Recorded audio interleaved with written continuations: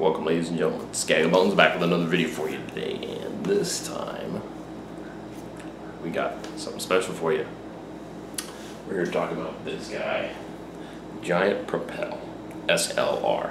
Now you say, what's so special about the Giant Propel SLR? Propel's been out for 2013 now, so that's 3 years. But this is the new 2016 model SLR. And you can't see right now this part here, but it says Giant Outlook's SLR aluminum technology. Let's see if we can zoom in here.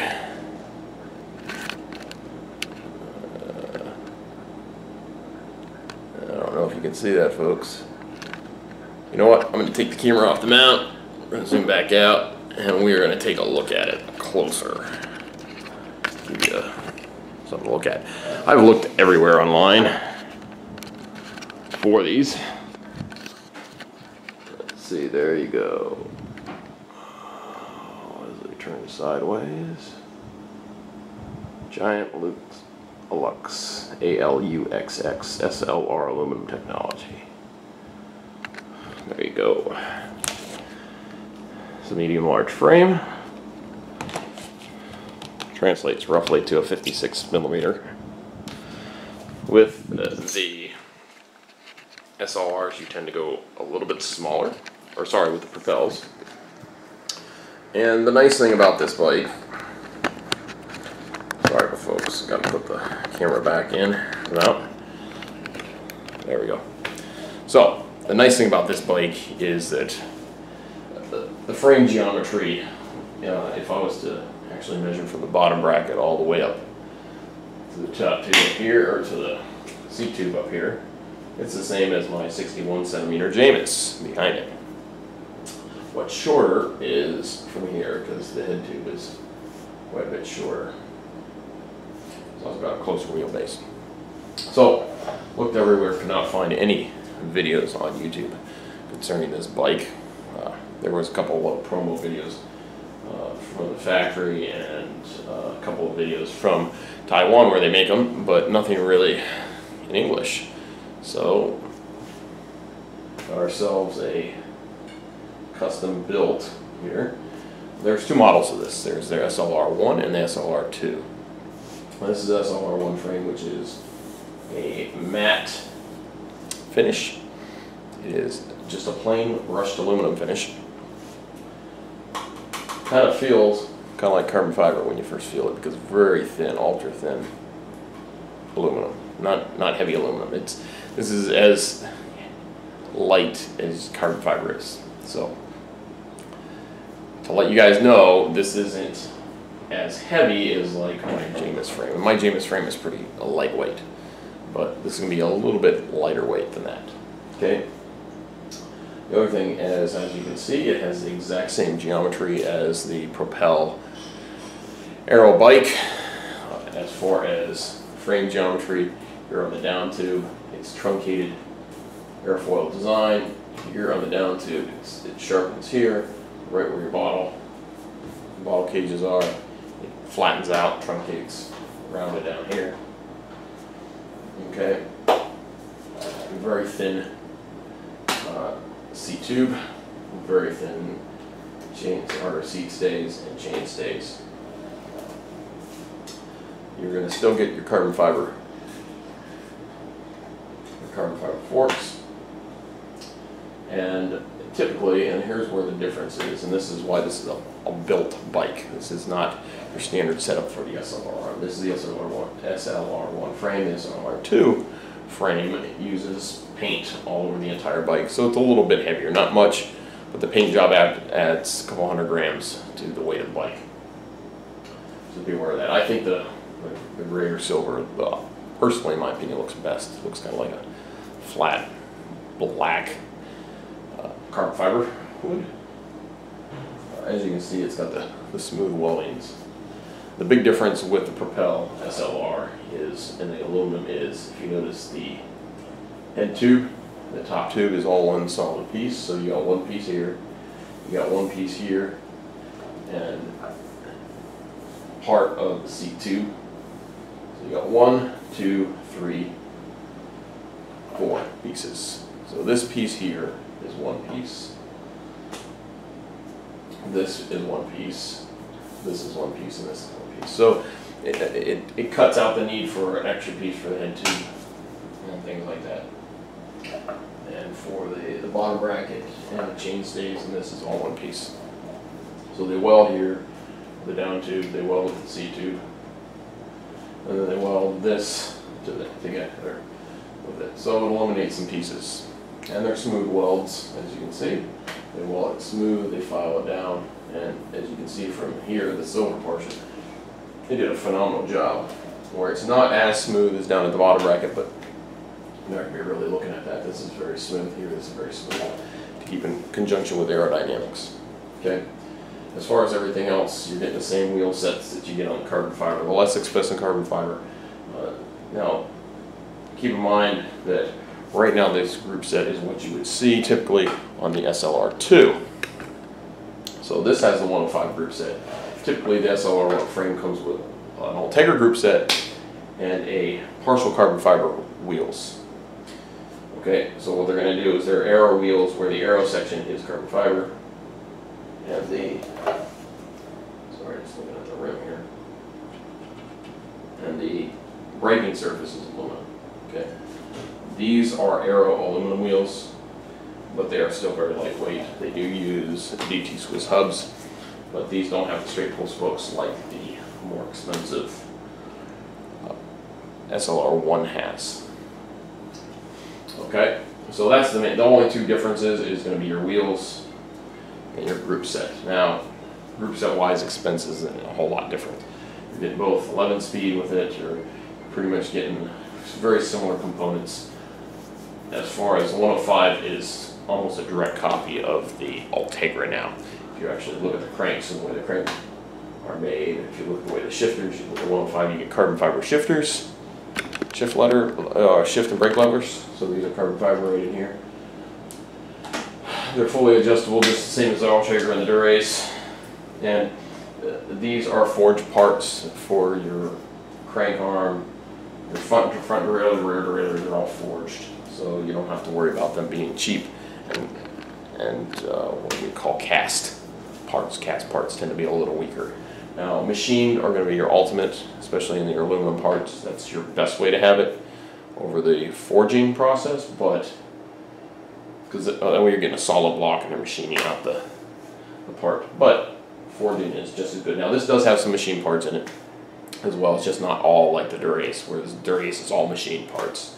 This does have a few parts that are forged, such as your chain rings can be forged. This part is machined. Crank arm itself, this is machined. You got forged here. So certain parts are machined. Okay, but still very well made. Okay, chain. It's going to be very similar to what you have on your Ultegra or your Derailleur. Okay, got the speed plate pedals on there, and as you can see up above, we got an ISM saddle, and that is for a road bike. Not so much, I mean, you could use that for a triathlon or a time trial bike, but that's more for a road bike. It's slightly longer, by like 1/4 of an inch longer at the front and about 1/4 of an inch at the back. So it's about a 1/2 inch longer than your standard tri saddle. And it doesn't have the little hook at the back, which makes putting a bike bag on a little easier, as you can see. Got elite bottle cages, nothing fancy like your carbon elites or anything like that. Just basic design. And of course, we got a bike pump on there. So, out here, always want to make sure you can, if you get it flat, you can pump up your inner tube. And the nice thing is it's an aero bike pump, so it kind of fits in behind the bottle cage there, really nice. Okay, so that's basically the overview of the bike. As you can see, there are some differences here, and I'm going to be adjusting the camera here, and we're going to take some close-up looks at the bike itself to kind of give you an overview.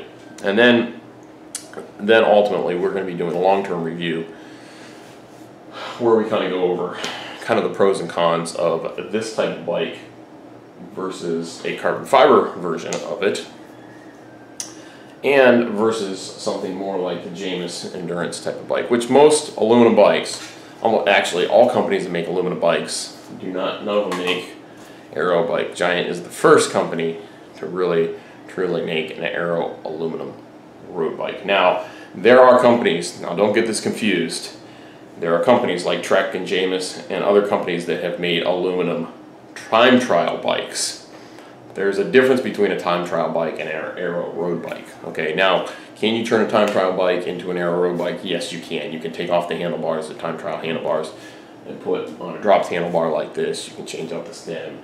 You can do that stuff. But typically a time trial bike is slightly more, even more aggressive than this. Now, 3-4 years ago, the Propel today is more aerodynamic than what the time trial bikes were 3 or 4 years ago.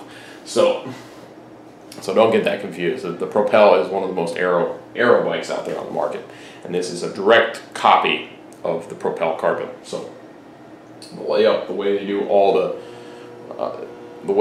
all the shapes and the tubing is very much the exact same thing that you're going to buy in a high-end carbon bike, except this is a high-end aluminum. And the nice thing is, this is what I recommend, and from doing some testing with this and the carbon bikes, is you're better off buying high-end aluminum over low-end carbon.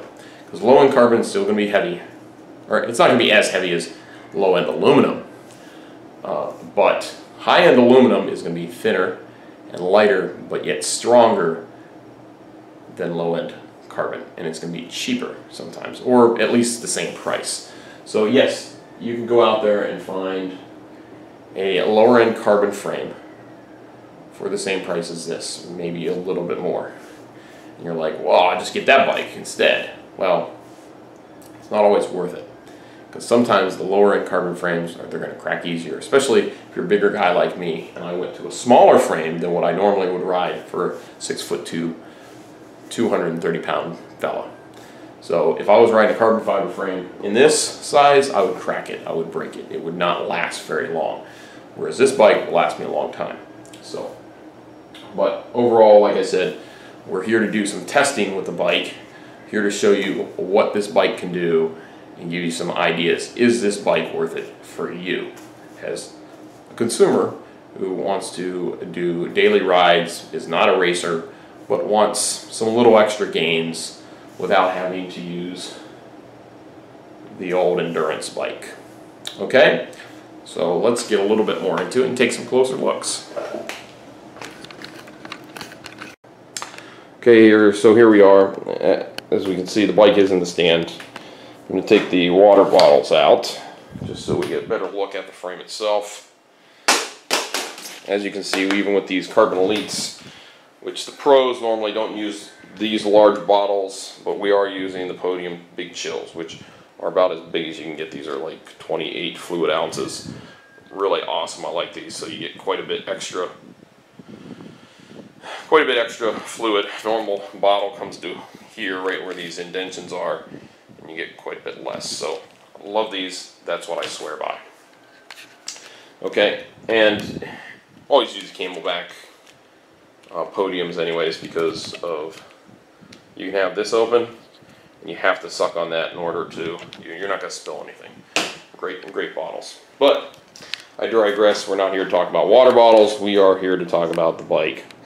So as you can see here, you're getting an aero. I'm going to pop our light off here. A Nog Frog fits, so you can use one of these lights. Get a set of them, put one on the handlebar, put one on the seat post. They do fit. So question answered, myth debunked. Can you put lights on these seats? Yes. Now, would this use a standard clamp? I don't know. I haven't tried it. I'm not going to try it because this is what I use. You've seen my reviews of the Nog Frog. Absolutely love these things. You replace the batteries. They're really inexpensive. You can buy the front and rear set for maybe $10, $15 at your local bike store. They're rubber, they're waterproof, and they're cheap, but they work. Okay, so aero seat tube. Really nice. I like the design, just like the other Propels. You have this part right here that pops up, and you have your clamp right in here, the bolt. The thing is, you're going to have to torque this. The torque spec is up to 7 Newton meters. I torque this to 6 Newton meters, which is quite a bit more than you normally torque a standard clamp on a standard road bike. Go down there.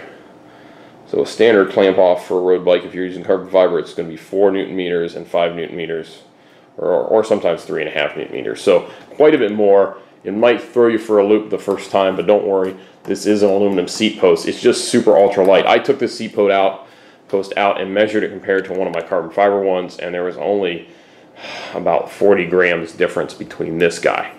This is quite a bit lighter and thinner than a standard aluminum seat post.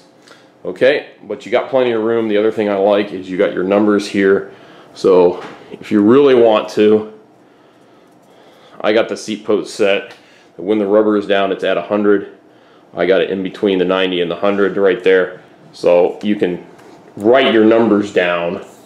The same thing with the contact bar and stems. You can write the numbers down on a piece of paper, and you don't have to go marking up your bike if you don't want to. But you can. You know, get yourself a marker pen.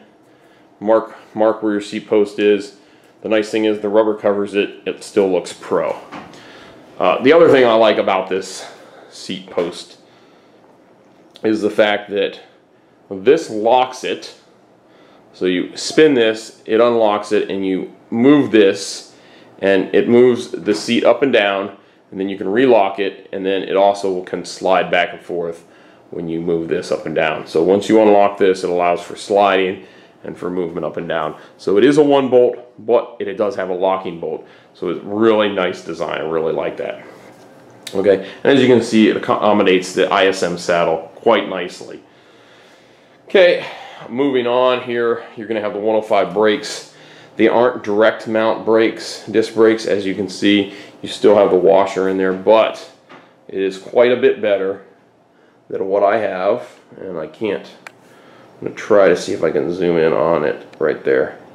If you notice, that's my Jamis, and it's got 2 huge washers in there.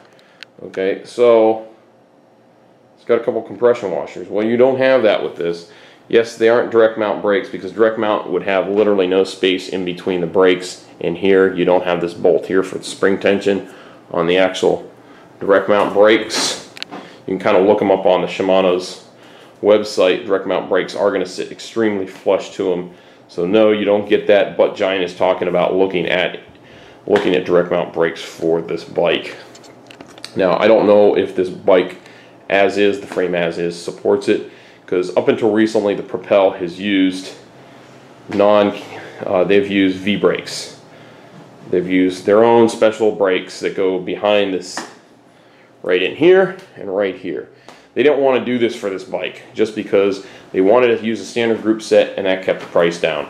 So price points of these are quite reasonable for these aluminum bikes, and in fact, most of your money is in the group set and the wheels for these.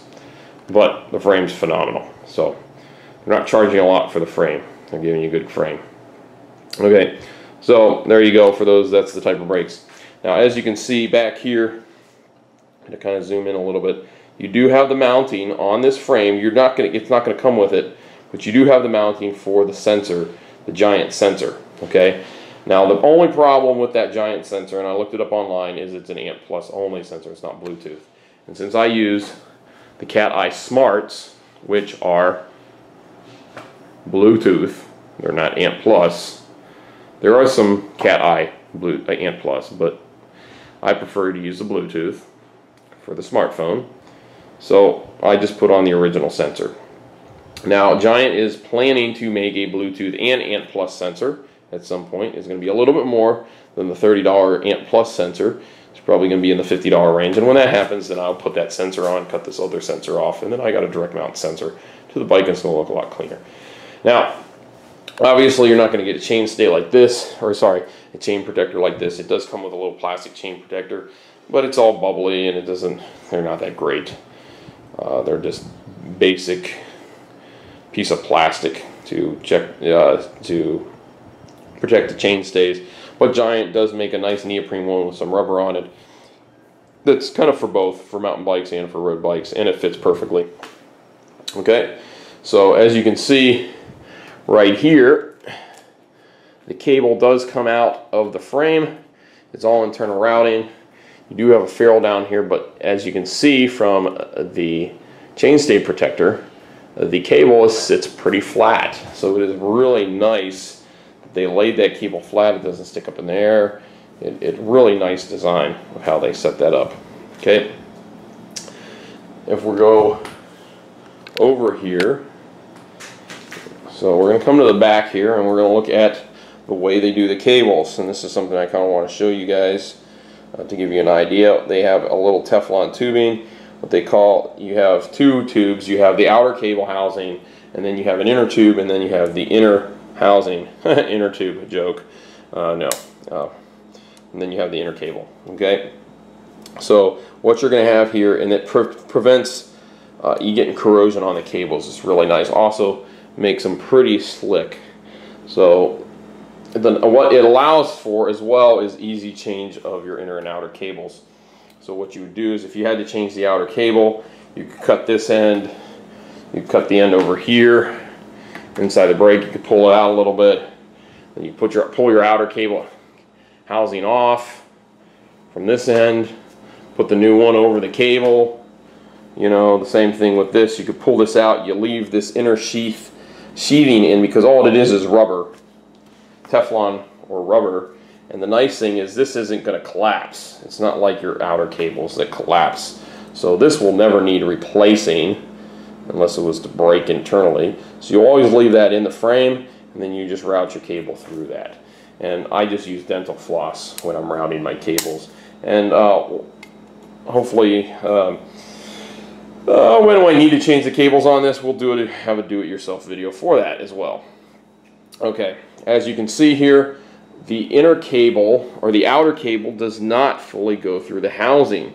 So it makes it so that it's more like a traditional style that had full outer cables. If you look under here, we can see here, hopefully. There we go. So if you can see there's a ferrule there. So the nice thing is the cable goes up to the frame, you put a ferrule on it, and that's what butts up to the frame. The same thing with here. You got a little top cap, you got two ferrules. The cable goes into the ferrule, the outer cable goes into the ferrule, and the inner cable goes in through the sheathing, and the sheathing connects to this plastic piece. Okay, so very nice design. I like the way they did it.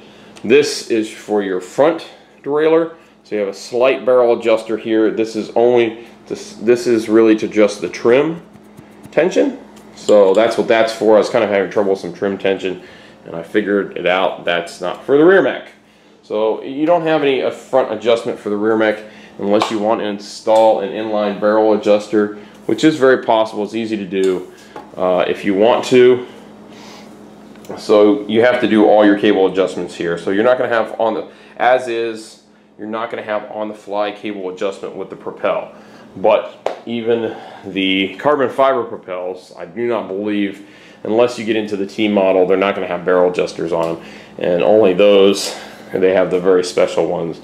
They're a little bit more expensive. So, but if you want to, you could put those in there if you really wanted to for your cables. But as you can see here, there isn't a whole lot of cable here. So you'd have to have it right up here, the inline cable adjuster. Now, I've heard that Giant does make one that fits right here, so that you would have, instead of a ferrule, it's a combination ferrule, cable adjuster, and tension adjuster, so you can have one right there if you wanted to.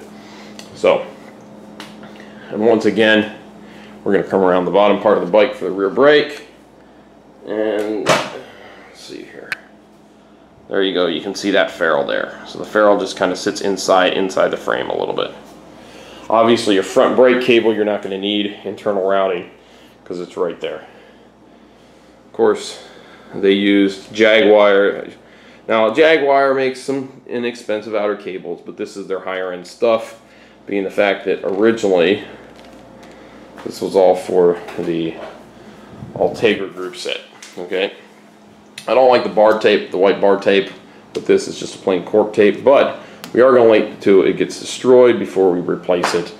You might as well not waste. Now, as far as shifters, standard shifters for 105, they use the contact cockpit the Giant uses is very good. It's very robust. The reason for it is Giant uses what's called an oversized steer tube. So if I want to take the cockpit off my Jamis, I could use the handlebars, but I most definitely could not use the stem. So I'm stuck using a Giant stem. Now it's not too long of a stem, but it's a very robust squared off stem. This is not a rounded stem, but it makes it very nice, very stiff, yet it's very light for an aluminum stem. You also have their contact handlebars, and the thing is, now mine are 45 or 46 millimeter across, I believe, and then these are like 42 millimeters, so they're a few 42 centimeters, sorry, 46 centimeters across. So these are a little bit shorter, or sorry, a little bit thinner, and they are a little bit less than my shoulder width. But because this is a more aero bike and I'm getting a little bit more into an aero, a lot more. In fact, if you look at the drop there between the saddle, and I got this thing fully slammed, no spacers down here, just the dust cover, the 10 millimeter dust cover. As you can see, that thing is quite a big drop. Okay, now the top tube here is shorter. If I was to put this on the ground, seat tube, same spot as the Jamis, this is where it really drops. So this is quite a bit shorter here than the Jamis. Of course, as you can see there, Jamis has a lot taller head tube. Okay, but not a problem, because that's more of an endurance bike. So to the wheels, one thing Giant does that I really like on their braking surface, they do have a little notch, a little tiny hole there. Let's see if we can see it. Sit down here. Right there, that hole. It's always right above the stem, and it is a wear indication for your brake pad, braking surface. Okay. Giant wheels, they're not the we have our Continental Gator, so once these run out, these are the 23 millimeter. If you actually measure them, they're not really 23 millimeter, they're more like 24 millimeter. So they're kind of an in-between. But we're going to run with these, see how they work, kind of give them a test. I've heard good things about the Giant wheels. I don't know who makes them. They might even actually have Continental make these wheels, because it has flat guard, so it does have like a poly brake in there, some Kevlar inside of it. So they shouldn't puncture like a lot of racing wheels do, but they are front and rear specific. So let's see here. Yeah, see, as you can see here, rear 622, and then here it just doesn't have anything on it. So front, oh never mind, there's front 23622. So you buy these wheels or these tires as a set, and they're front and rear specific, and they're made specifically so you don't have to rotate them. That the front will wear a little quicker, it's a little bit softer, the rear is a little bit harder and makes for a little bit longer wearing, and that's just the way they make them. Okay, so pretty good design. We're going to test it out, see how it works. Once again, carbon fiber fork, very nice, robust carbon fiber fork. Not a lot of heavy paint on them. Really done a good job. The only thing that you have that's aluminum is the dropouts here. Obviously, in the back, you don't need carbon fiber, or you don't need the dropouts to be aluminum, because, well, the bike's already aluminum. Okay. Overall, really nice design. DT Swiss hubs, very easy. They are, sorry, they're not press bearing hubs, but they are seal bearing hubs, so they're not loose bearings like I have on the Formula hubs for the Jamis. Okay, and if you notice, the profile is a little bit bigger than what you got on the standard training wheel for the Jamis has. Okay, not the greatest brakes. 105 brakes aren't the top end of Shimano's, but I mean, they're not as good as the Ultegras. Have been nice for the Ultegras, but they are still pretty good, way better than the Techno brakes that I have on my current bike, or my other bike. So, like I said, a little heavier spokes. As you notice, there's a lot fewer spokes on this bike. You only got, I believe it's 16 spokes on this guy, 16 or 18 spokes. Of course, you got more in the back, and then they cross-lace on the drivetrain side because that's where all your weight is distributed up to there, so where it takes all the pressure. Well, folks, hopefully you guys enjoy this video and give you a good look at the Giant Propel SLR. I know there's nothing out there, so hopefully this will be a good starting video for everybody out there to kind of take a look at this bike and see if that's what they really want to get into if you're road biking. So these, like I said, you can get these as a frame set. You know, this one was a build bike because the guy wanted the group set from this. He wanted the wheels from the SLR 1, but there was no SLR frame in the shop for him. So this is a promo riding review bike that we built up. So we're going to be doing it for the videos. We've got a few more videos to come. Hopefully you guys will get a chance to see this guy in action and really see how much more faster he is than the Jamis. So hopefully you guys like the video. Make sure you give us a thumbs up. Make sure you hit that subscribe button below, and like always, folks, keep riding.